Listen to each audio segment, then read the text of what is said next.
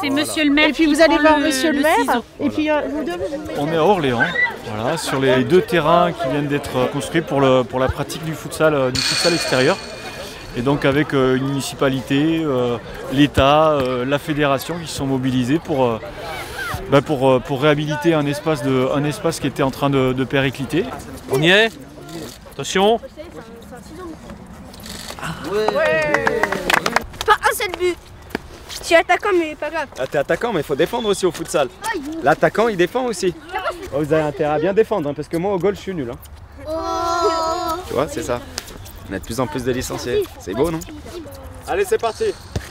Orléans c'est une place forte où l'équipe de France est venue jouer les dernières qualifications, où on a joué aussi contre l'Argentine le dernier match amical avant la Coupe du Monde. Dans la lignée de la grande réussite qu'ont été les Jeux Olympiques et Paralympiques cet été, on se doit tous collectivement de donner un héritage durable à cette fête populaire. Et c'est vraiment l'objectif du plan 5000 équipements de l'ANS qui se déploie depuis 2022. Pour cet équipement-là, il y a quand même eu 90 000 € qui ont été avancés par l'ANS, 60 000 directement, 30 000 via le fonds, le FAFA. Donc vraiment un gros investissement. Sur la région, il y a déjà 5 terrains de futsal qui ont été mis en œuvre. Prenez ballon, vous avez au bleu. C'est les futures pépites orléanaise du futsal. Et en tout cas, on est là et tout va bien se passer. Le développement du futsal passe effectivement par l'aménagement de terrains de futsal extérieur. Parce que cela permet déjà d'initier des enfants qui ne connaissent pas forcément la pratique à travers des clubs, à travers des associations, à travers des écoles. Moi je trouve que déjà ils sont beaucoup moins glissants potentiellement que ce qu'ils étaient dans le passé. Donc beaucoup plus orientés sur la pratique et vraiment sympa à jouer. Puis surtout très esthétique. Ils sont bien les terrains, les enfants? Bon bah voilà, merci. C'est l'essentiel. Ces terrains sont magnifiques, vont permettre au club qui est Orléans Métropole de pouvoir bénéficier de ces terrains ainsi que le club d'Orléans Futsal pour développer tout ce qui est la pratique chez les jeunes. Ce qui est aujourd'hui quelque chose de magnifique dans un cadre où la mairie d'Orléans est en train de réaménager.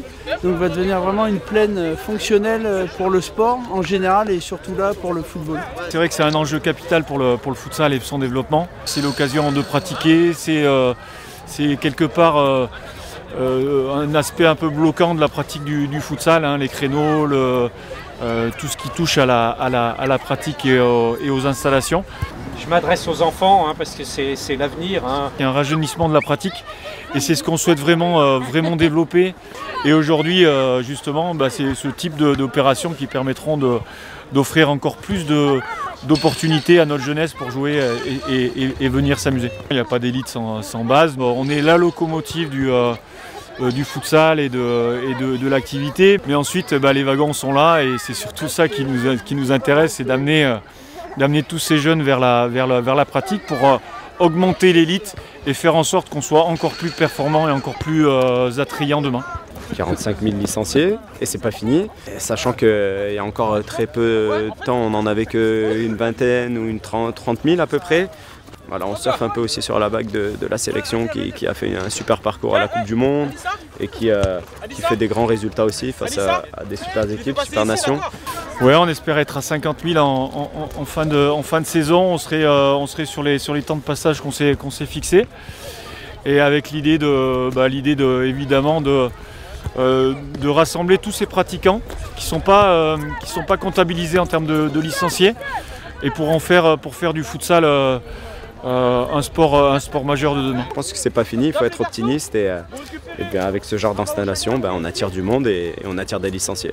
C'est d'autant plus prometteur qu'en plus il y avait beaucoup de jeunes filles.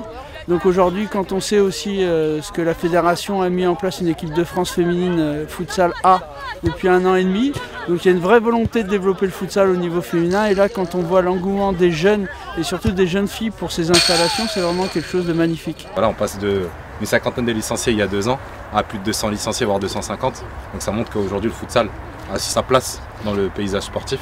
Mais je pense que 2 outils comme ça permet aussi de participer à son évolution et à son développement.